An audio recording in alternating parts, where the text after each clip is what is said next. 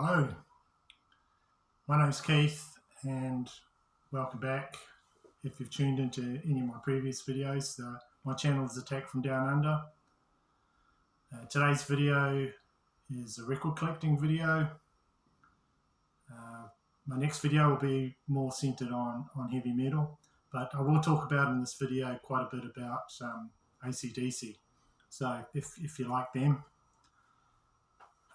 Last weekend I went to a record fair and picked up a few things which I will show you in this video, and enjoyed it.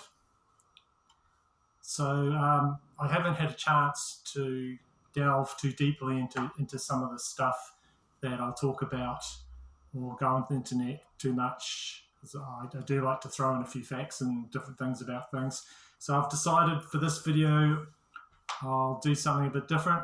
I'll go right back to what I used to do in the 1980s this is pre-internet, kids, whenever I wanted to know anything about a group or who sung what song, I'd pick up this book here.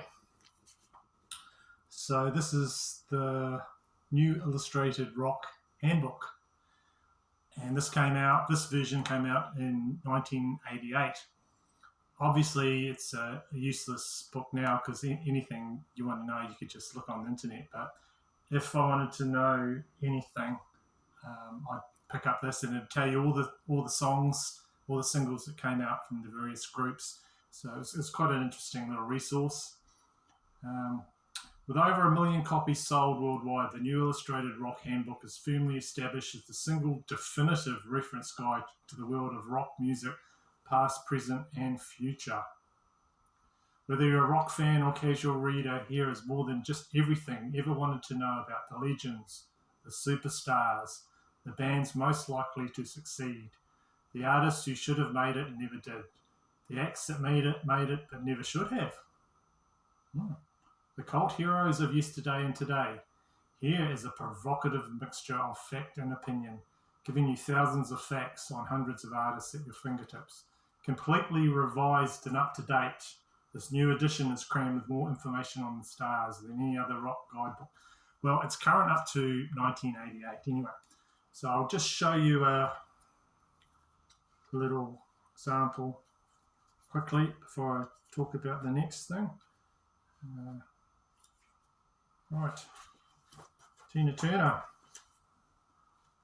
sadly no longer with us, but there's her there, and there's her, where is it, down there, and then down there you've got all her singles, and even the chart positions and the albums that they're on.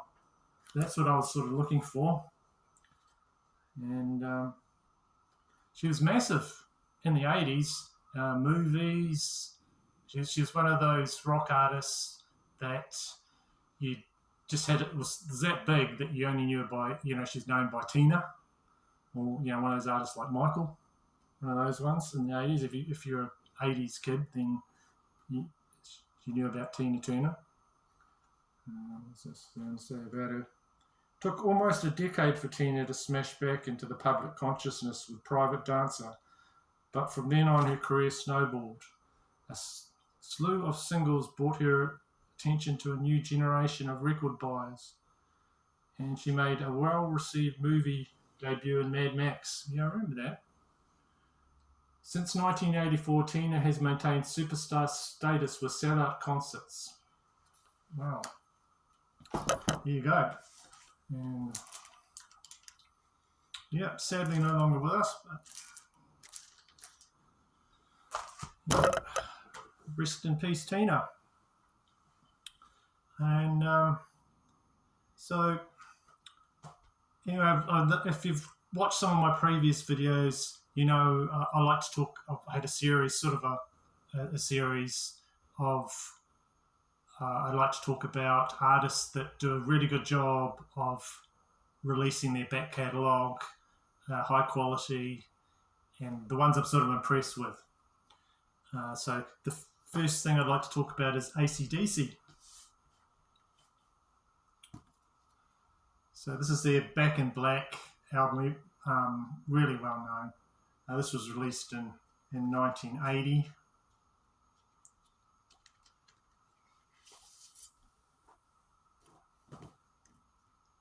There you go. So I would have bought that album round about 1986 or 87, and it's crazy to think now that that album would have been only about 6 or 7 years old, while now it's like 43 years old. And so yeah, it blows your mind a bit there. So yeah, the old Albert label there.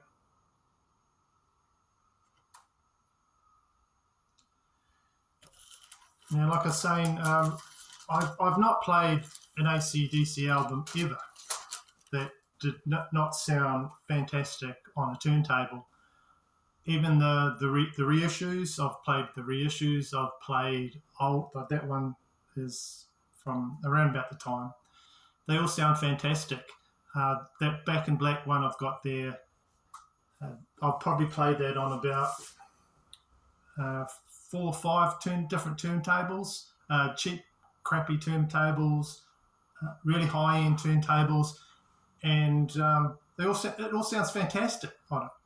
It's one of those albums that they just did such a good job, with the mastering and the whatever. Right, so this is the thing to go to. I'm actually starting to think that this book is more accurate than the internet at times. All right, so there's the listing there on AC/DC. Right up to 1988. e.t.c. Yeah, e.t.c. Okay, what's it got to say about AC/DC? We can only read it. Malcolm and Angus Young formed the band in Sydney, Australia, but moved to Melbourne where original lineup evolved. Malcolm and Angus are younger brothers of George Young of the 60s pop outfit Easy Beats. Okay. Making every performance an athletic endurance contest for both band and audience, AC/DC gained notoriety in the US. Anyway, Back in Black, I just showed you. Back in Black proved the band could overcome loss of one of its main attractions. Well, that's when Bon Scott passed away, and led to a less hectic touring and recording schedule. AC/DC are real heavy metal heavies with deserved success and should be a force for many years to come. Well, that's when Brian Johnson took over. And here he is, old Angus. Okay, right. So I'd like to show you next AC/DC. This is their EP Jailbreak. And using my internet research, which I think steered me wrong, it said that the Jailbreak song from this is a cover of a Thin Lizzy song. Well, that's not true to begin with. And so it said it was released in 1984. Well, that might be true. It is 1974 up there, but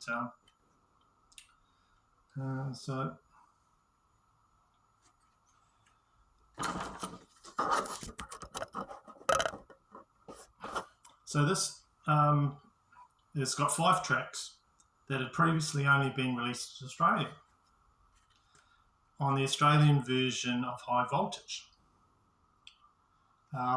Just one of my favourite AC/DC videos is the Jailbreak video. I really like that. And so it's got a cover here. I think it's got 2 covers.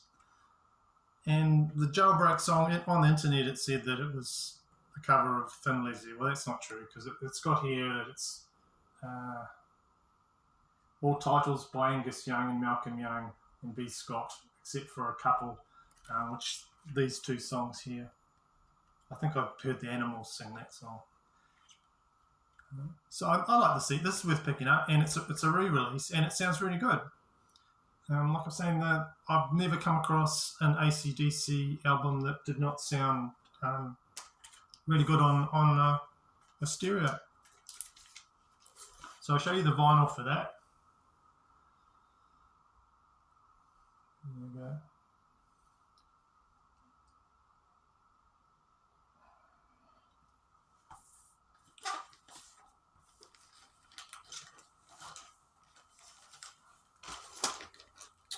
Okay, so now I'm going to attempt something with a high difficulty value. I'm going to do an unboxing.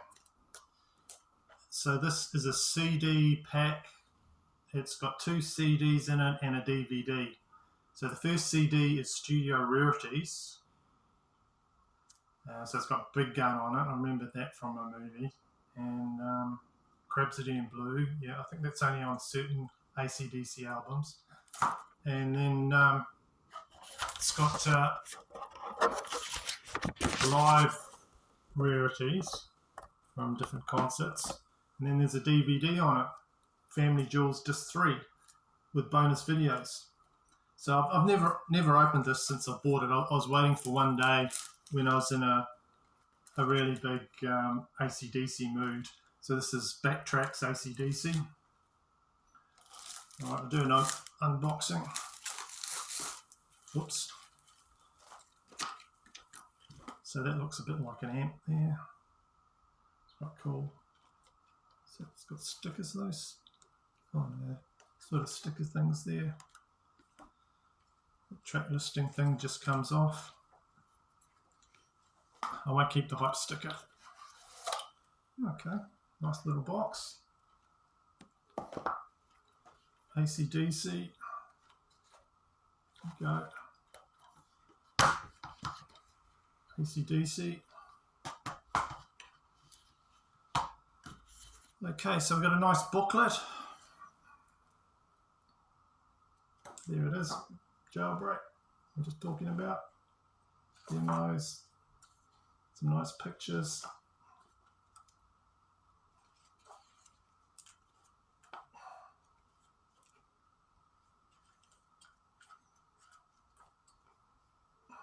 So actually, that looks like something that could be a good read.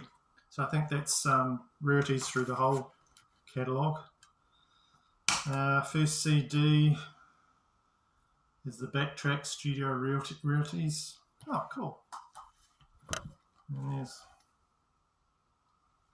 Let There Be Rock. That's a nice little package. And here's the other 2 CDs. Backtracks. So that's this live rarities, and then DVD. Right.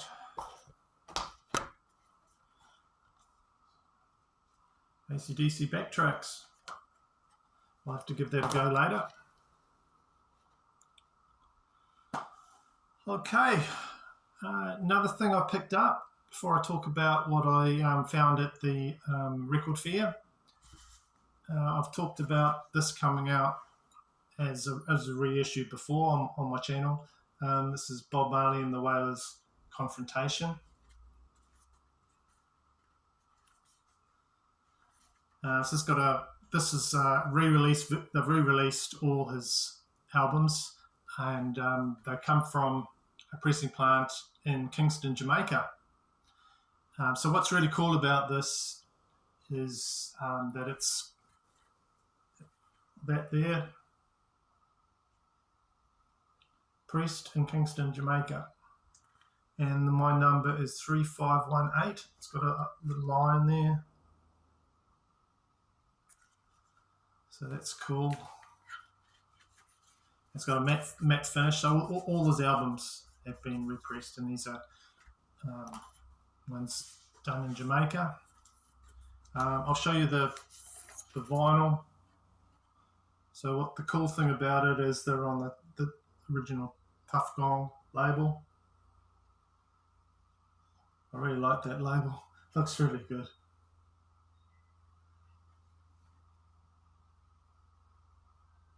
So sound-wise, that is really good. Had no trouble at all with it.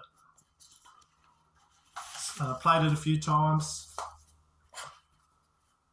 So this is Bob Marley's final studio album by Bob Marley and the Wailers. It was released 2 years after his death in 1983. So they've just put together songs that were demos, added other vocals and material to it, added parts, all done in the studio. Just to make this album. So it's got a nice gatefold of a battle. Apparently this was a battle in Ethiopia where the locals fought against Italy in 1896. It's called the Battle of Dola. So he's there. There you go. There's another picture on the front.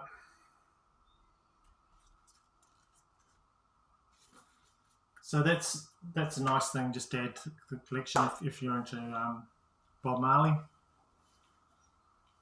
Okay, so I went to a record fair. I drove about an hour out of town, and after I stayed there for about 2 hours, 2.5 hours, and then after that drove back home and then went to work. There was a lot to look through, so I just frantically looked through and then just picked up about 7 records and 2 tapes. Four of them I think I'll show you today. The rest I'll save for one of my heavy metal videos because they're more of interest to that sort of genre. So first of all, since we're talking about Bob Marley, I picked up a Bob Marley tape. Bob Marley and the Wailers live at the Lyceum.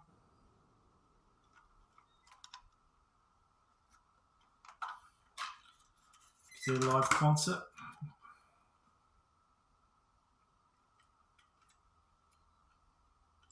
I'll be trying to get more cassettes into my collection. So a guy was selling them very cheap, so I picked up that. I also picked up Roger Waters' Radio Chaos. Don't remember this one at all. Have to give that a listen.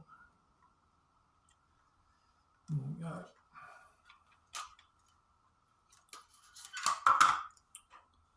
There you go.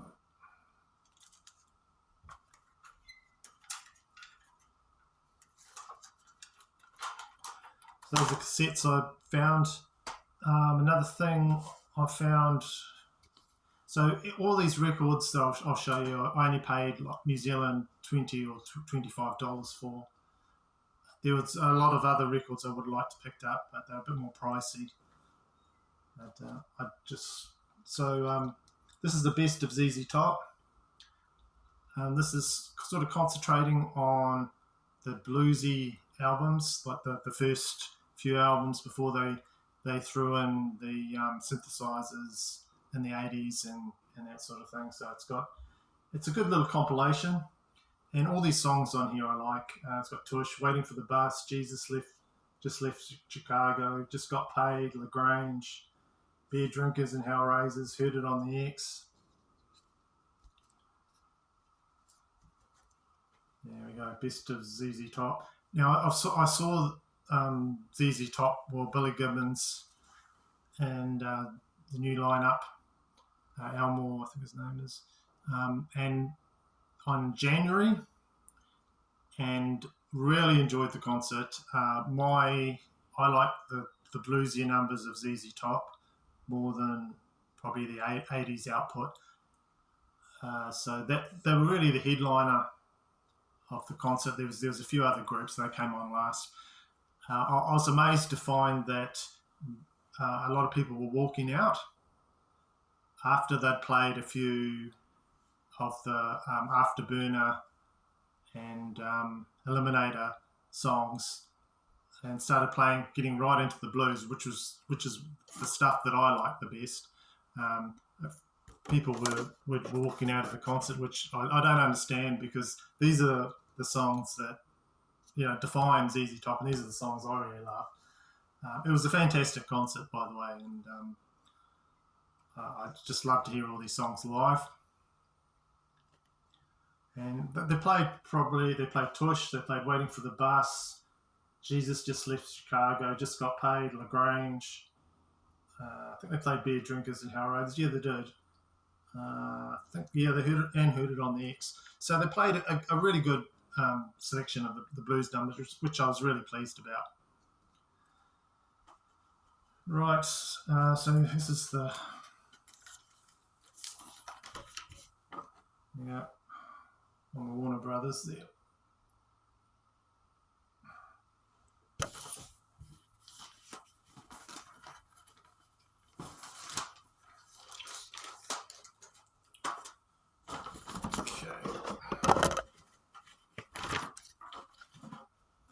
Right, another one I picked up was Marillion, and this is Misplaced Childhood. This is the start of my Marillion collection. I don't have anything else by them. I've just heard from a couple of Vinyl community members that I respect that they're a good band. So I saw this there at the record fair and decided to grab it. This came out, I think, in 1985. This is the earlier era of Marillion, I think, when Fish was the singer. So, right, I better go back to my resources, which is, showed you before, the New Illustrated Rock Handbook, to see what they say about Marillion.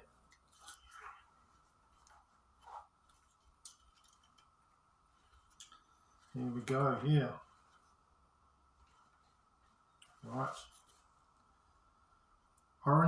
Origins of Housley Bass Quintet go back to 1979, were known as Marillion, from a J.R.R. Tolkien novel. The name changed when various lineup changes saw Scotsman Fish join.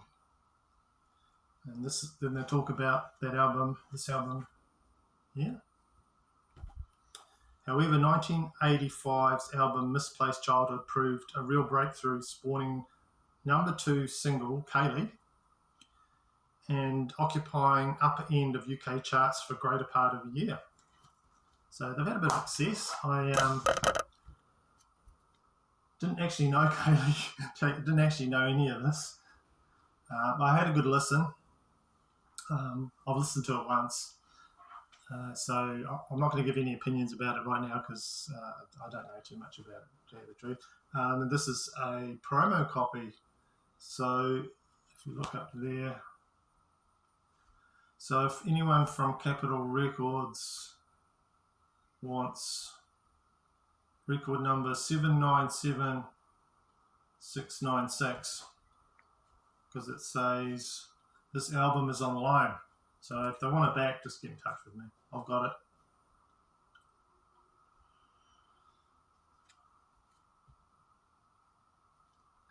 Yeah, but that's one to give a few more spins, I think. Later on, Steve Hogarth was the main singer. So I don't have anything of his. That's the only thing I've got. So just carrying on with, I better show you the vinyl, I guess. There you go. Capitol.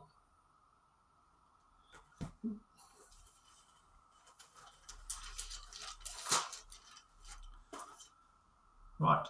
So the other thing I picked up was sort of a blind buy. I picked up 2 albums from the artist Fantastic Negrato. I had already 1 album from this artist, but the guy had 2 of his records there. So I thought, just to get a few more from him, I picked up a couple of his albums. I'll show you what I picked up. Have you lost your mind yet? Fantastic Negrato.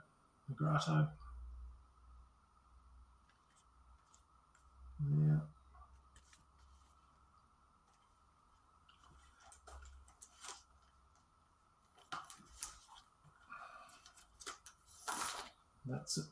the vinyl.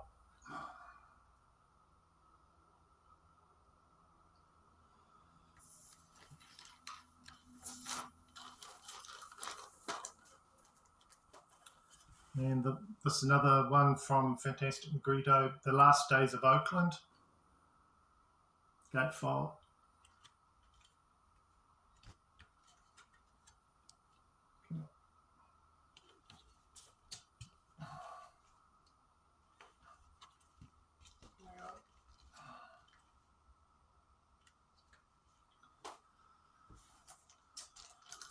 Right. And there's the record.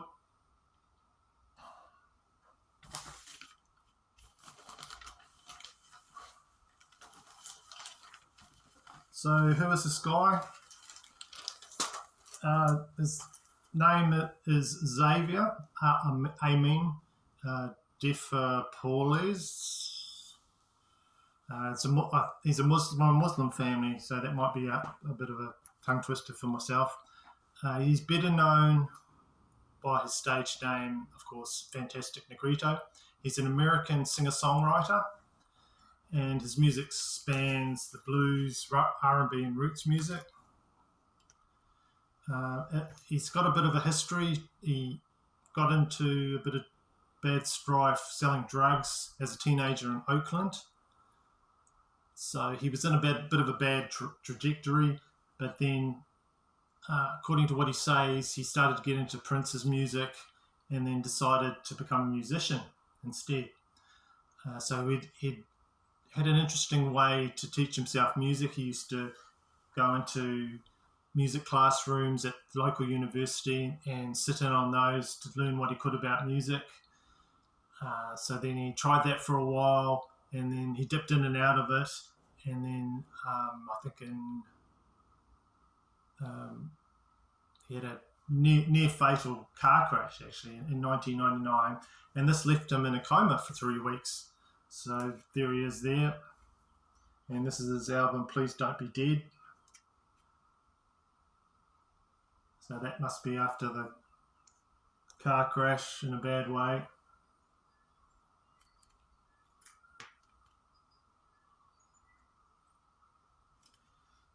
So he restarted his career after that. This is about 2014, and that's when he started using the name Fantastic Negrito, and he just released a whole string of Grammy-winning albums. So this is the first one I picked up. This one got a Grammy Award in 2017. This is Please Don't Be Dead. Half this album I really love, and the other half is still pretty good. And this one I didn't pick up at the record fair, but those other first two I showed you. I did. And lastly, in my video, I'll just show you something I've just picked up lately. And this is Weezer. They've been releasing a lot of EPs lately, and it's all to do with the seasons, the season cycle. So instead of putting things together in one quadruple LP, 4 LPs, they've decided to release an EP, 4 of them for each season. So the first one I became aware of is the Spring EP, and that had the song on that I liked, A Little Bit of Love, but I didn't pick that up. This one I like better. This is the Summer EP, came out this year, and this has got the songs on it. If you want a real earworm to listen to the song Records. This is on this album, and it's also got Launch Year, which is another good song, and What's the Good of Being Good, and Blue Like Jazz. So this is my favourite so far of them. I will probably pick up at least another one of these Seasons LPs that Weezer are bringing out, but I do like this one. Okay. So I'll just show you the This is a limited edition summer version of it.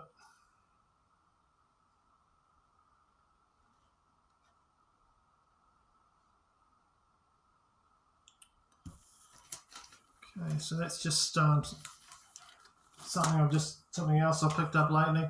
One of the other things that just arrived through my letterbox is that is this cassette, and this is King Gizzard and the Lizard Wizard.